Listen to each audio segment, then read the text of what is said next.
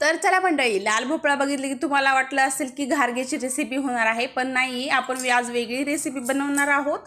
इथे मी भोपळा घेतलेला आहे, त्याची साल काढून घेतलेली आहे, त्याला मस्त असं खिसणीने आपण खिसून घेऊया। हे बघा, अशा प्रकारे आता साईडला ठेवून घेऊया आपण ही भोपळा। तर चला, इकडे आपण मिक्सरचं भांडं घेतलेलं आहे, त्यामध्ये मिरच्या घालून घेऊया भरपूर अशा। तुम्ही तिखट कमी पण घालू शकता। लसूण घेतलेला आहे भरपूर। आता आपण वाटून घेतलेलं आहे ते साईडला ठेवलेलं आहे। मी परात घेतलेली आहे, त्यामध्ये घालून घेऊया आपण ज्वारीचं पीठ। ज्वारीचं पीठ हे जास्त क्वांटिटीत घ्यायचं। बेसन पीठ घालून घेऊया आणि गव्हाचं पीठ घालून घेऊया त्यामध्ये। हे थोडं कमी प्रमाणात घालायचं ज्वारीपेक्षा। तर आपण एक मोठा कांदा चिरून घेतलेला आहे, ते पण घालून घेऊया। कांद्याने जरा छान फ्लेवर येतो। आणि ओवा पण घालायचा आहे, थोडासा हाताने क्रश करून घालायचा, म्हणजे छान फ्लेवर लागतो। हे बघा,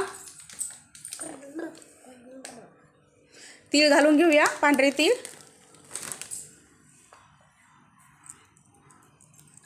आणि हळद घालायची आहे 1 चमचा। आणि आपण जे वाटण वाटलेलं होतं मिरचीचं, ते सर्व घालून घ्यायचं आहे। परत कोथिंबीर घालूया भरपूर अशी।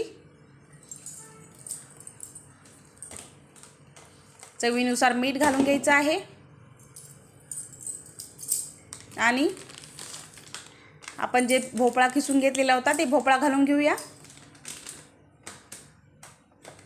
तर चला, आता मिक्स करून घेऊया छान। आधी हाताने मिक्स करून घ्यायचं आहे, नंतर मग थोडं थोडं पाणी करून छान असा घट्टसर पीठ मळून घ्यायचं आहे आपल्याला।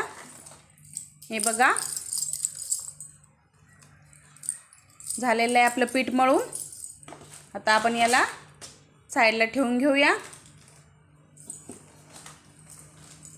तर चला, इथे मी एक कपडा घेतलेला आहे, कपडा पाणी लावलं आहे कपड्याला, त्यावर आपण एक गोळा घेतलेला आहे पिठाचा। मस्त असं पाणी लावून त्याला थापून घ्यायचं आहे आपल्याला। तर चला, आपण त्याला होल करून घेऊया साईडनं। तर इथे तवा तापत ठेवला होता, त्यावर तेल टाकून घेऊया आणि लगेच आपण त्यावर हे थालीपीठ टाकून घ्यायचं आहे आपल्याला।